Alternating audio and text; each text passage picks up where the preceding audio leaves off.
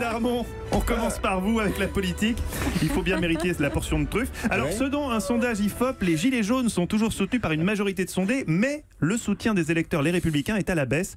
Est-ce que ça profite ou pas à Laurent Wauquiez? Et c'est vrai que nombre d'élus, les Républicains, ont reconnu leurs électeurs sur les barrages, mais fondamentalement, l'électeur de droite n'est pas formé pour la manifestation ni la contestation de l'ordre. Il peut être sensible à la question fiscale, mais les nombreux retraités aisés qui forment son électorat, eh bien, au fond, ne sont pas portés sur le blocage. Alors, lorsqu'il met son gilet jaune, Laurent Wauquiez prend un risque. Il envoie un message en direction du monde des classes moyennes et du travail en difficulté, identifié souvent donc au Rassemblement national, parce que lui, il veut porter aussi un projet radicalement différent. L'enjeu, c'est celui des élections européennes et au-delà.